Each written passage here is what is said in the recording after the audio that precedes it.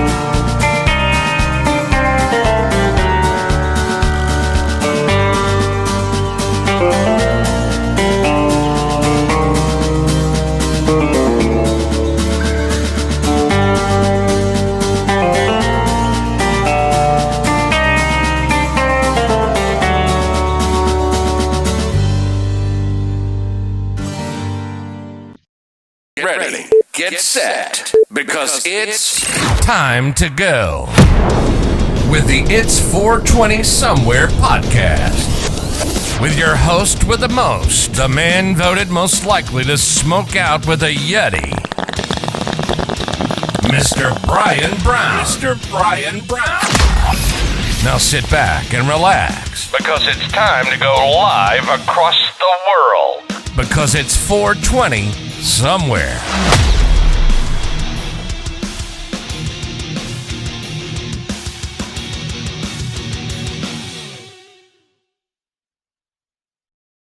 And just like that, we are live. What's up, guys? What is up? I'm using new software, so it's a little different than I'm used to. I used to be able to talk over the overlay and get you guys all pumped up and ready to rock and roll. Me find my lighting here, and getting ready to rock and roll and all that stuff. So it's interesting. It's different. So that I was here, guys. I was here. I wasn't slacking. Off at all. All right, guys, welcome to It's 420 Somewhere podcast. My name is Brian Brown. You know what? I don't like that. Give me 1 second, guys. And what this is, guys, this is a podcast that we go live Monday through Friday, guys. There we go. I like that better. I think, yeah, that's better. I think that's better. All right. We go live Monday through Friday, guys, and we count down to 420 and we get into a whole mess of trouble in the meantime. That is right. We got Rosie the dog. If you let me Are you ready, Rosie? We got Rosie the dog in the house. Rosie the heavy dog. Oh my god, she's gained a lot of weight since I've adopted her, and we got to start working on that. Me and Rosie were just talking about that, guys. What we do is we count down to 420, guys. We get in a whole mess of trouble in the meantime. We do crazy, crazy stuff like what do? We do movie Mondays where we review the latest, the greatest, the classics, everything you can think of, but with a 420 twist, guys. That's right. We do true Paranormal Tuesday like today, and we're talking Roanoke, guys. And oh man, if you guys don't know about Roanoke, like I said in the intro, this is a whole island of settlers that just disappeared off the map, just gone. Um, a lot of theories that's unsolved, but we're gonna get our handy dandy notebooks out, guys, and we're gonna solve the crime. That is right.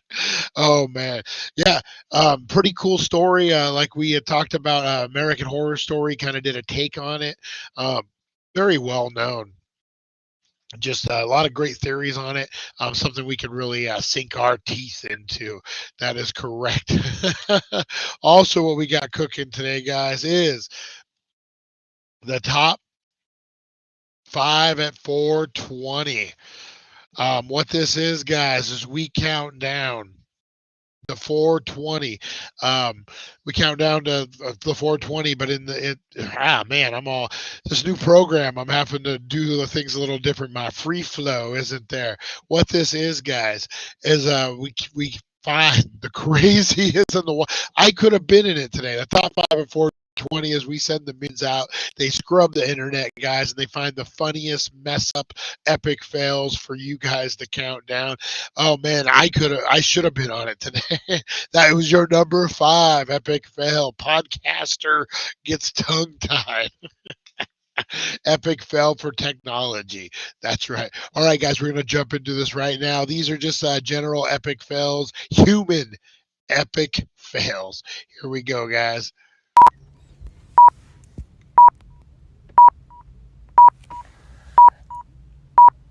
Oh no. These were yesterday's. Boom goes the dynamite. That's I right, guys. Top 5 at 420, brought to you by the Healing Center, 1400. All right, hang on. Who's that freaking clown? Who was that clown? Oh man, you know what I did is I did not refresh this. Phew. Well, that sucks. Oh, damn, guys, damn. So, yeah, I didn't. I uploaded a whole new top five at 420, but I did not refresh this browser. It's connected through the phone. Anyway, guys. Anyways, that's the epic fail of today. Oh, we don't got long anyway, guys. So, what's everyone up to? Um, I'm just failing epically. Just got back from Vegas, had another doctor's appointment. Doctor's appointments for the week. Cool, create some content. Getting crazy. Working on some. We're talking food fights, which is going to air on Friday. I'm going to air it this Friday, where we're going to look at two restaurants local over in Laughlin. And we're gonna. I'm thinking pizza, maybe. I haven't shot it yet, but I'm gonna go this week. Maybe the two best pizza places in Laughlin or around surrounding areas, and then we're gonna do a food fight. I'm gonna compare the two. I'm gonna do in-depth review, and we're gonna see who will be the food fight champion of the week. We'll do that every week, guys. I'm excited for that. Still working on. You know what? We need to do a meetup. Who's down for a meetup? Blow up those comments if you're local. If you're not local and you're still down for a meetup, you should do something this month down at the studio. Who's down? I would love to film some. What did I call them? Blow and smoke. Anyone who wants to be on a game show, gets you high and fire some questions at you. I need to shoot some of those. Stoned and Scared, guys. Stoned and Scared is a show about where we get you high and then we take you practical joke you, except you won't know about that one. All right, guys, blow up those comments, get those dab rigs out, get those blunts out, get those munchies out, whatever you're getting into at 420, break them out, guys, because we are on the final countdown. Do-do-do-do, do-do-do-do-do, do-do-do-do. Oh, man, what's everyone getting into, guys? I am getting into Face on Fire by Friendly, guys. Check this out.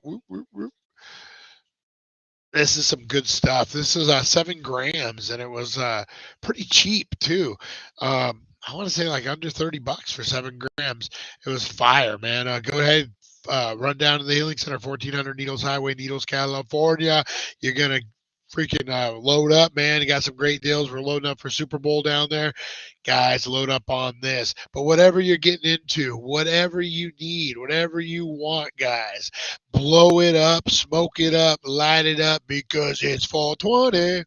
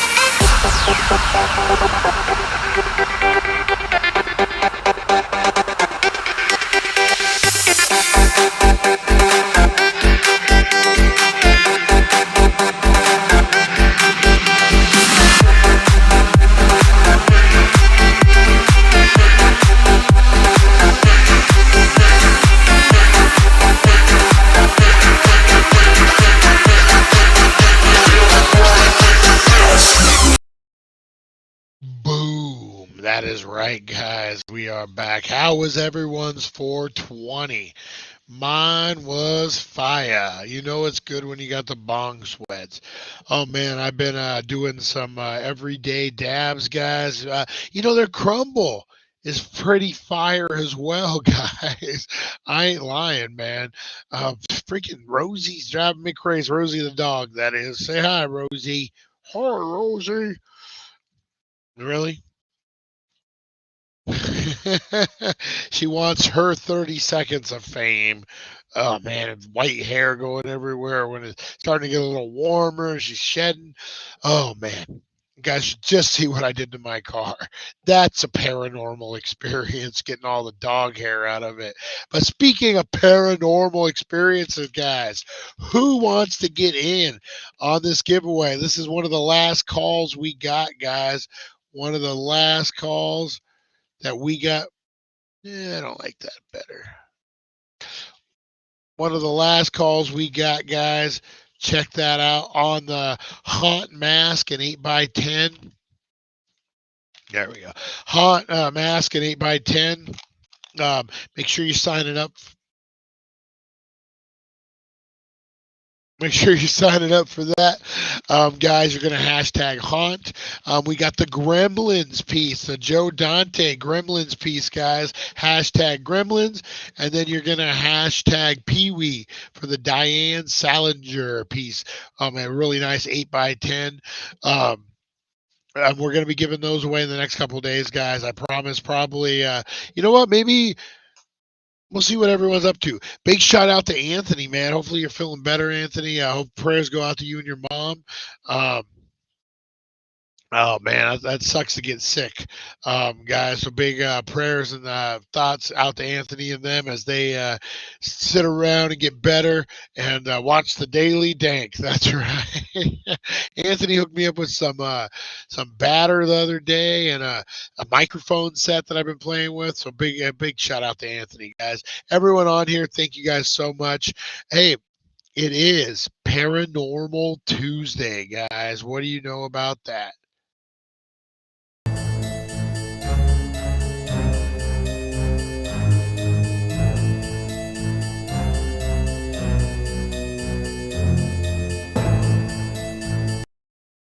That's right, Paranormal Tuesday. Ooh, we got a good one, guys. We got a great one. We're deep diving into Roanoke, and oh man, ah, it's good when you got the bong sweats pouring down your hat. Hey, stop it, Rosie. Oh, this dog is incorrigible. All right, it's great. It's we're deep diving into it, guys. It's a great mystery. A whole island of settlers just gone without a trace. We're talking maybe UFOs. We're talking maybe Native Americans. But you think there would be a trace? We're talking zombies, all sorts of crazy stuff. There's a million conspiracy theories about this, and we're gonna get into it, guys. Hey, Rosie, stop. This dog is incorrigible, much like Roanoke. All right, guys, we're going to jump into this. This is a really good one. I'm excited. On May 8, 1587, approximately 120 settlers left England and sailed to Roanoke Island, off the coast of what is now North Carolina, arriving sometime in July 1587. The governor of the new 1587 Roanoke settlement was John White, an explorer and artist. There were a few small attacks from local Native Americans within the first month, and the colonists reportedly desperately wanted John White to return to England and retrieve more supplies for them, such as food, tools, and more people. So on August 25th, 1587, just a month after arriving, White sailed back to England to gather supplies, leaving behind 115 colonists, 87 men, 17 women, and 11 children, including his own daughter, Eleanor White Dare, who had just given birth to a daughter, and White's granddaughter, Virginia Dare, the first baby born in North America to English parents. Oh, wow. All right, so a lot to get into on this one. Wow. All right, so settlers settle on Roanoke Island. They get a few attacks, which is going to happen. I mean that's just normal thing, I would think. It didn't sound like it was too crazy though, but they said desperately wanted him to go back and get supplies. Now I don't know if you guys have been watching 1923. Very great show. It's a Yellowstone spinoff, but they talk about in the latest episode one of the nephews or whatever. You'll get into that if you guys are watching it. Is in Africa.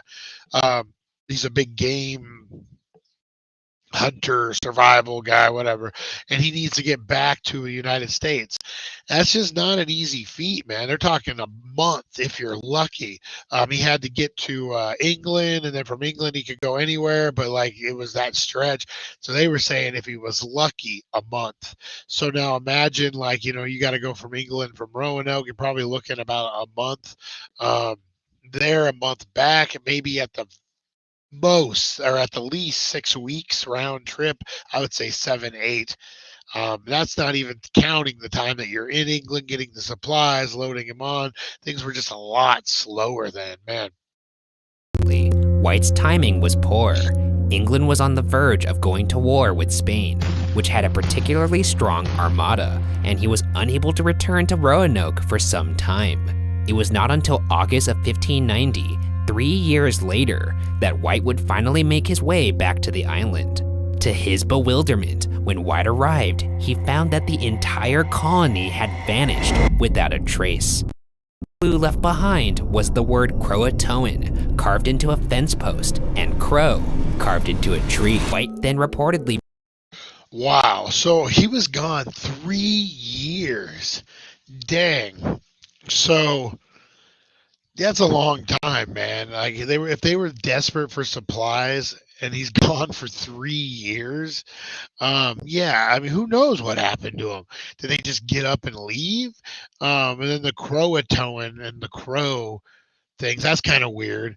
It makes you wonder if has maybe something with the Native Americans.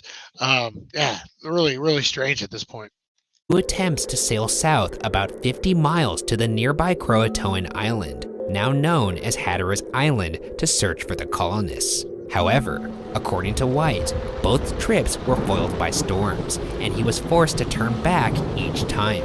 Because the boat White was using was privately owned, he was unable to try looking for a third time. He returned to Europe and moved to Ireland, where he passed away in 1593, never knowing what became of his family. Today, nobody knows for certain the fate of the lost colony of Roanoke. Even more chilling, despite 115 people disappearing, no bodies or signs of a mass grave have ever been found. Okay, so now my issue with that is 3 years is a long time. Like the elements, and like I get it. Like if there was an attack, there'd probably be arrows and like I don't know. Like that's it. 3 years. And then dude's like, well, I'll just move to Ireland. And it's such a weird time to think that you could like you could literally not see your family again just on one like false move. They go right, you go left, and you literally might not ever see them again. Like that's just a crazy crazy thought to me. Thank God we live in modern times where that, who knows, with natural disasters and stuff, it could definitely go back to something like that. Man, but yeah, 3 years, no wonder there was nothing left there. Let's see what they say. Theorized on the lost colony in the hundreds of years that have passed, and plenty of people online have pointed to supernatural causes. None have been able to provide conclusive evidence. That being said, let's jump into the theories. The first theory is that the settlers were murdered by a local Native American tribe. In fact, a previous attempt had been made by the English to colonize Roanoke Island years before, between 1585 and 1586. But they soon returned to England after attacks from some of the Native Americans they encountered, as well as a shortage of food. The governor of the first Roanoke colony, Ralph Lane, was not known for his diplomacy with the Native Americans. Lane would actually go on to kill the king of the local tribe, Wengina, in an attempt to prevent the natives from rising up against the colonists. This prompted Sir Francis Drake to come rescue the colonists and bring them back to England. As you know, a different set of English colonists would return about a year later, in 1587, and vanish. Though, as mentioned before, no mass graves or any large-scale number of bodies have ever been found that might support the idea that over 100 people had been murdered. The second theory is that the English settlers... All right. So, you know what? That's a good point. That's a really good point that I guess my stoner brain, this damn face on fire, is is pretty fire. If you didn't hear my coughing right there. You know what? I didn't think about that. 100 people. I mean, there would be some evidence, especially, you're not looking at the old school, or I'm not looking at new school, where they can burn bodies and that kind of stuff. I'm sure they could do a pit fire, but you would still have bones. You know, what did this island mean to the natives? That's what I'm wondering. Is it a sacred island? Because that might, they would just clean it, make sure that nothing looked out of place because it's their sacred spot. But then you might see some kind of archaeology that would insinuate that. They haven't said anything like that. I don't know. Let's get into the second theory, though. Settlers joined a nearby friendly Native American tribe and assimilated. One possible Native American ambassador was a man named Manteo, who traveled to England in 1584, but also made a second year-long trip after that between the two Roanoke expeditions. In fact, he sailed back to Roanoke with John White and the new colonists in 1587, spending months together on the journey across the Atlantic. Furthermore, after Manteo was baptized upon his return to Roanoke, John White declared Manteo to be the chief of the Roanoke and Croatoan tribes, whom the English called the Croatan. Manteo was only from the Croatan tribe, not the Roanoke tribe. He could not control them, and so he... Yeah, I was going to say, that's weird. Like, he's just, Well, I guess that's typical settler colonizer. We're rolling in, and hey, we like this guy. This guy's our guy. Whoever your chief, whatever your traditions are, nope, nope, nope. This is what we do. You call it football? No, we're going to take it and we're going to call it soccer. But no, not only are we going to do that, we're going to create our own game and we're going to call it football just to rub it in your face. You like the metric system? No, no, no. We're gonna change it. That's what white men do. That's the colonize. Like, yeah, I there's so many things I don't understand about like set. Anyway, yeah, why would they listen to him? He's not our guy. You're just telling him he's our guy. So yeah, I can see where there would be issue with that. Going back to Croatoan Island with his people, possibly returning at some point to Roanoke to take the colonists with him to Croatoan Island. In 1888, 54 Croatan Native Americans petitioned Congress for aid, describing themselves as a remnant of whites' lost colony. A few months later, the directors of the Ethnological Bureau responded writing, quote, "It was thought that traces of white blood could be discovered among the Indians, some among they having gray eyes. It is probable that the greater number of the colonists were killed, but it was quite in keeping with Indian usages that a greater or less number, especially women and children, should have been made captive and subsequently incorporated into the tribe," end quote. In 2015, archaeologists found a series of objects of European origin on Hatteras Island, where the Croatan tribe resided. This included broken bowls from England, the hilt of an iron rapier sword, and a writing tablet made of slate that may have still had the letter M printed on it, and aglets. The sword is of a type used in England in the 16th century, and the hilt of it would have belonged to an Englishman of high standing. The writing tablet would have been used by educated upper-class Europeans. Aglets are small copper tubes used before the 17th century to secure wool fibers. Therefore, these findings would seem to point to the presence of colonists of roughly the same time period and class as the people of Roanoke. However, most of the European finds on Hatteras Island were among other objects that date back to the 17th century, about 100 years after the disappearance of the Roanoke colony. Last but not least, this theory could explain the carving Croatoan that the settlers left behind, perhaps as a clue to their whereabouts. Brings us to our... That's what I was thinking. That it would definitely like that makes a lot more sense. We talked about Oatman and Annie Oatman, about she became part of the, I want to keep saying Chimawavy, I'm almost sure that's what it is, but became part of that tribe. And like first she was abducted by one tribe, but then sold, and then they made her part of their tribe, tatted her up, and welcomed her, made her family. And so, it does happen. It has happened. So I don't think that's such a far off theory that, a lot of them would have died. Maybe some of them put up with a battle, maybe, kidnapping at first. And I know what can you do? I don't know. Different time, different place. We don't need to get into that debate while we're all high. Anyway, let's check out the third theory here. Colonists didn't move to Croatoan, but instead moved inland.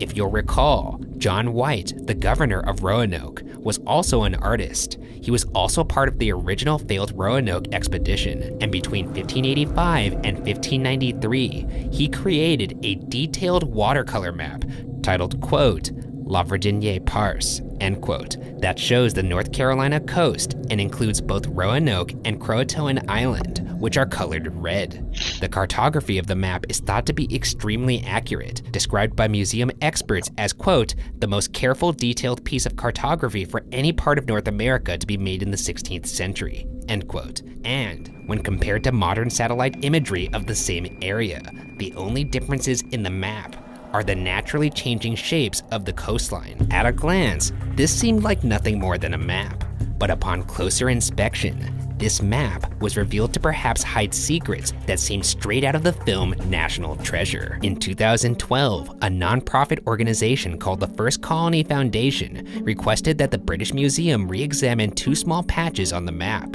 Using patches to cover mistakes or damage was a common technique in 16th century map making. Because maps took so much. All right, we don't need no stinking badges, no stinking patches. Wow. So this is I like this theory just because like National Treasure, we're gonna go on a treasure hunt. There's clues. I like this theory. Let's finish that out, man. Time and work to create that starting over wasn't a viable option. Using X-ray spectroscopy, infrared light, and other imaging techniques, the British Museum was able to determine that the smaller patch was covering a 4-pointed star, outlined in blue and filled in with red.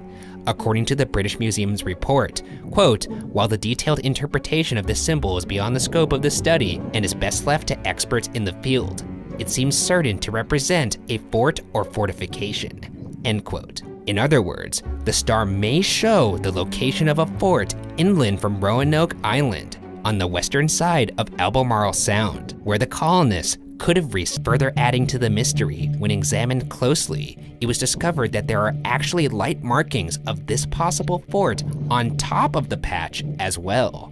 The British Museum's report posits the markings faded over time, but it also proposes, quote, "One other possible, if rather romantic explanation is that these lines could reflect the use of an invisible ink, an ink that would only be revealed when treated in some way, usually by applying heat," end quote. As demonstrated in the film National Treasure, these invisible markings could be accomplished by using milk or lemon juice. This fort was indeed intended to be hidden. Why the secrecy? Some speculate White could have wanted to hide the colony's location from the English court, which may have contained spies. Whatever the marks indicate, they believe this evidence supports the idea that the settlers could have left Roanoke Island for this inland location. Interestingly, John White himself reportedly made an oblique reference to a location 50 miles inland from Roanoke Island in his account of what happened when he returned. Excavations on this site have turned up evidence of Europeans, including Surrey Hampshire borderware, a type of ceramics that was discontinued soon after Jamestown in 1624, and aglets, the aforementioned copper tube used before the early 17th century to secure wool fibers. This is the best indication of tying the location to Roanoke colonists, though these items cannot, without a doubt, be dated to the same exact time frame. Even if it's eventually confirmed that the colonists moved inland or to Croatoan Island, many possible unanswerable questions remain, such as why did they leave Roanoke Island, and what happened to them afterward, since no definitive existence of any of the 115 lost colonists was documented after August 25th, 1587. These questions have led some to point to supernatural causes, which brings us to our fourth theory, that the colonists disappeared. All right, man, there's a fourth theory too. So that one makes a lot of sense too. I don't know though. He knew about he knew about the other fort. It wasn't like a big travel, so I'm assuming he would have went there, probably found nothing. I don't know. It almost seems like they went to Crow Nation. They went to Dink Nation Island. No, they went down to that other island. I mean, they even carved it into the thing. Like, man, I'm thinking, I don't know. That one's a good theory too. Let's get into this fourth theory. Was an instance of mass abduction by aliens.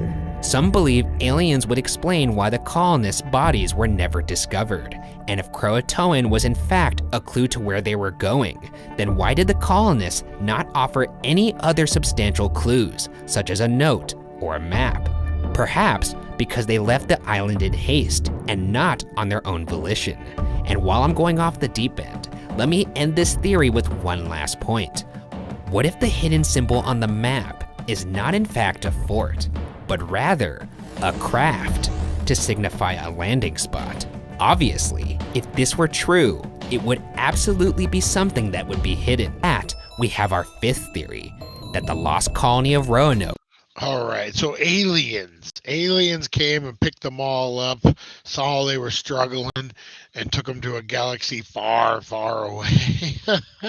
I guess that's an interesting theory. That one doesn't hold water as much as some of the other ones, but this is an interesting one, guys. Disappeared due to a zombie plague. Researcher named Andre Freeman from the Zombie Research Society believes zombies would explain the swift disappearance.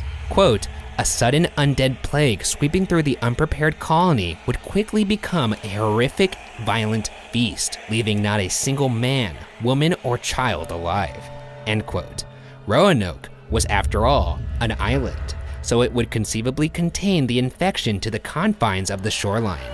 Before you tune out, Harvard archaeologist Lawrence Steger claims he actually discovered evidence that would suggest mass cannibalism on Roanoke. Granted, Roanoke was experiencing the most extreme drought in the area in 800 years. So some would say this evidence points to the fact that colonists turned to plain old cannibalism rather than The Walking Dead. And the mystery of Roanoke continues to baffle. Did they simply relocate, perhaps joining a neighboring tribe? Were they killed due to tensions with the locals? Or does the answer lie beyond our comprehension? The true fate of the legendary lost colony of Roanoke remains unsolved.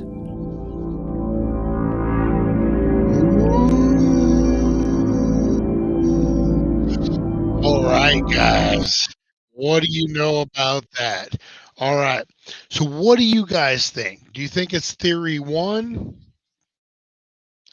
Okay, we'll go back because I think my memory is better on that. Was it a zombie outbreak? I'm going to say no.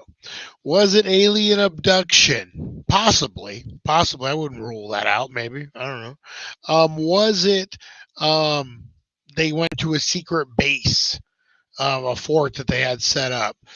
I ain't buying that one. Was it the next one? Was it that they integrated over on the Croatian island, or whatever it was, and became part of their tribe, kind of introduced them? That makes a lot of sense. And then the first one, I can't remember what it was, but that made some sense as well. Blow up those comments, guys.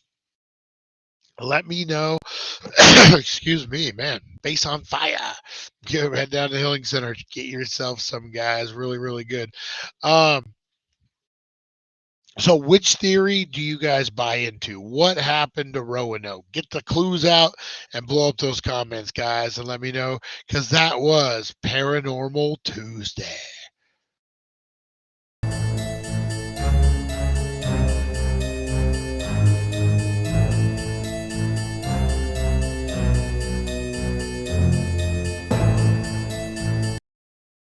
All right, guys. That was a good one. I enjoyed that one, man. You guys are great.